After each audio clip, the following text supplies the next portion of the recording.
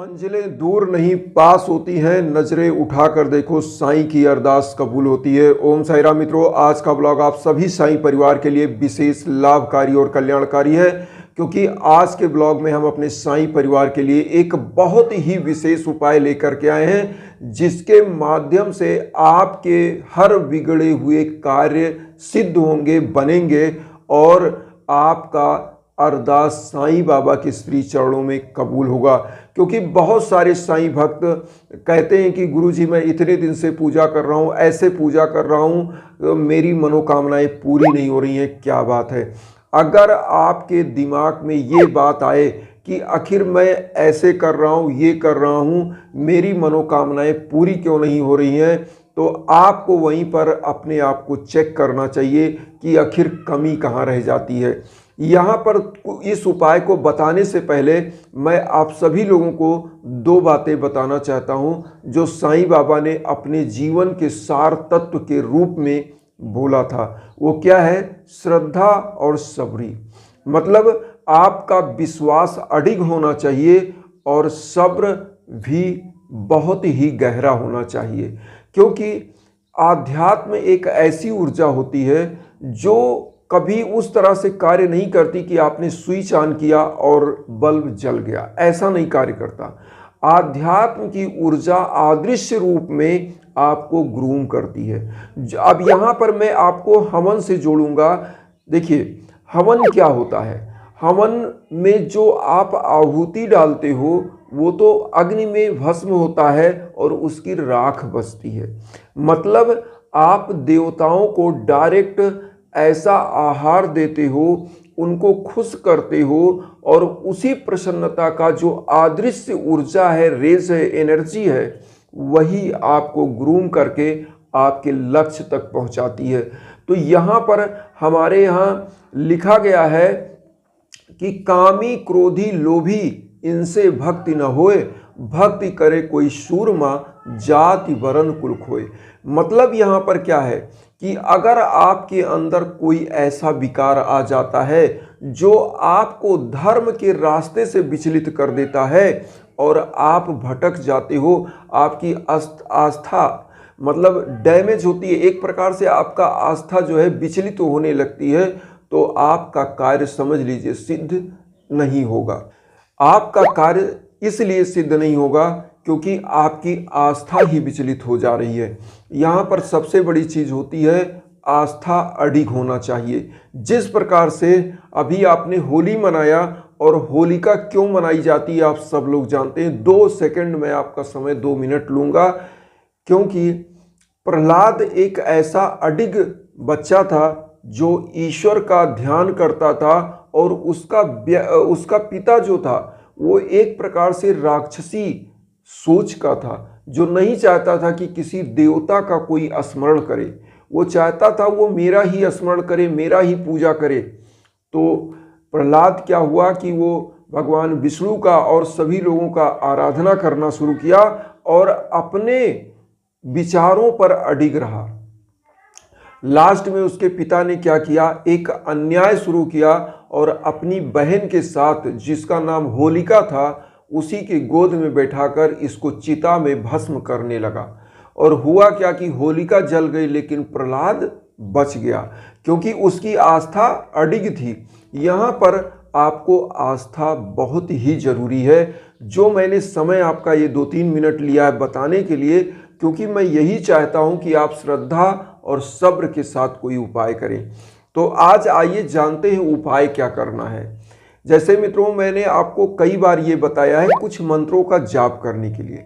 मंत्र क्या होते हैं? मंत्र आपको कंसंट्रेट करते हैं। कंसंट्रेट मतलब आपकी एकाग्र चित्ता को बनाते हैं। मंत्र जो भी रचित किए गए हैं वो देवताओं के द्वारा या ऐसे कीलन करके उन मंत्रों को रचित किया गया है कि उन मंत्रों को तात्कालिक रूप से इस कलयुग में तुरंत आपको परिणाम नहीं देते। वो मंत्र आपको आस्था के साथ जपना पड़ता है, फिर उसका परिणाम मिलता है। तो इसलिए मंत्रों को जपना पड़ता है, उनकी मात्राएं होती हैं, कितना समय, कितने मंत्र, कितनी बार। तो जो मैं मंत्र बताता हूँ, चूँकि हमारे यहाँ वेदों में, पुराणों में 108 जो शब्द है, जो गिनती है, ये बहुत ही शुभ माना जाता है। कोई भी मंत्र 108 बार, 51 बार, 21 बार, 11 बार जो शुभ अंक है, इतना ही जाप करना चाहिए। तो जैसे मैंने कोई मंत्र आपको 108 बार बताया, अगर आपके पास उतना टाइम नहीं है तो 51 बार जाप करिए, उतना नहीं है तो 21 बार जाप करिए। लेकिन उन मंत्रों का जाप करेंगे तभी उसका परिणाम मिलता है, क्योंकि जो मैं हवन करता हूँ, मैं आपको बताऊँ, उसमें मैं 9 ग्रहों का मंत्र का जाप करता हूँ, उसके बाद फिर मैं महामृत्युंजय के मंत्र का जाप करता हूँ, और उसके बाद साईं बाबा के मंत्रों का जाप करता हूँ, फिर हवन होता है। तो अब तभी आपको त्वरित लाभ होता है। तो इसीलिए मैं आपको कहना चाहूँगा कि जो आज मैं उपाय लाया हूँ, उस उपाय को करिए। और उस उपाय में सबसे पहला तो आपको ध्यान क्या देना है कि कंसंट्रेशन के लिए आप क्या करिए, साईं बाबा का ध्यान कर लीजिए। जैसे ध्यान इस रूप में कि बाबा शिरडी में साक्षात आपके सामने समाधि के रूप में और मूर्ति के रूप में विद्यमान है, और आप शिरडी में साईं मंदिर में बैठे हुए हैं और बाबा के सम्मुख पूजन कर रहे हैं। अपने घर की मंदिर में ऐसा विचार बना के बैठे। तो आज के उपाय में आपको क्या क्या लेना है, आपको लेना क्या है, और अपनी चीज़ों को कैसे, अरदास को बाबा को कबूल करवाना है। यहाँ पर सबसे पहले चीज़ तो मैं बताना चाहूँगा कि आप एक घी का दीप लीजिए, क्योंकि बाबा हमेशा शिरडी की द्वारिका माई मंदिर में एक दीप जरूर प्रज्वलित करते थे। तो बाबा की पूजा में एक दीप प्रज्वलित करिए और धूप बत्ती प्रज्वलित कर दीजिए। यहाँ धूप बत्ती मैं क्यों बताता हूँ प्रज्वलित करने के लिए, क्योंकि साईं बाबा अपने यहाँ धूनी प्रज्वलित करके बैठते थे। तो धूनी उनकी आज भी बाबा ने उस समय जलाया था, आज भी प्रज्वलित है वहाँ धूनी, और उसी धूनी की ऊदी को ही हम लोग महत्व देते हैं, और वहाँ का महत्व भी यही है। और अपने समय में भी बाबा उसी ऊदी को लोगों को देते थे, उसी से लोगों की मनोकामनाएं, रोग दोष कलेश विकार मिट जाते थे। तो करना क्या है, एक धूप बत्ती जलाइए, एक घी का दीप जलाइए, और एक मंत्र का आपको जाप करना है। ओम सिद्ध संकल्पाय नमः, ओम सिद्ध संकल्पाय नमः। इस मंत्र का जाप करते हुए अपने संकल्प को लीजिए। जिस उद्देश्य के लिए आप पूजा कर रहे हैं उसको मन में बोलिए। मैंने कई बार बताया, अगर नहीं बोल सकते, आप अपने उद्देश्य को भूल जाते हैं, तो आप एक कागज पर लिख लीजिए। पहले लिखिए ओम साई राम, नीचे लिखिए अपने पूरे उद्देश्य जिसके लिए आप इस उपाय को कर रहे हैं, और नीचे फिर ओम साई राम लिख के इस कागज को साईं बाबा के श्री चरणों में रख दीजिए। ये हो गया आपका संकल्प। अब उसके बाद करना क्या है, जब आपको ओम सिद्ध संकल्पाय नमः मंत्र का जो आपने इस कागज पर संकल्प लिया, इस पर थोड़ा सा हल्दी लगा दीजिए, और उसी हल्दी को बाबा का तिलक चंदन करिए, खुद को लगा लीजिए, और कुछ पुष्प आदि बाबा को चढ़ा दीजिए। और इस कागज पर जो आपने उपाय लिखा, मतलब अपना संकल्प लिखा है, जिस उद्देश्य से आप पूजा कर रहे हो, इसको बाबा के श्री चरणों में रख दीजिए। अब यहाँ पर आपको इसी मंत्र का जो जाप आप कर रहे हैं, ओम सिद्ध संकल्पाय नमः, 108 बार जाप करिए। साईं बाबा की जो डेली पूजा करते हैं उस पूजा को कर लीजिए, और पूरे घर में इस दीप को दिखा दीजिए। दीप दिखाने का मतलब होता है जो आपके घर में निगेटिविटी होती है वो समाप्त हो जाती है, और जब निगेटिविटी समाप्त होती है तो आपकी मनोकामनाएं भी पूरी हो जाती हैं।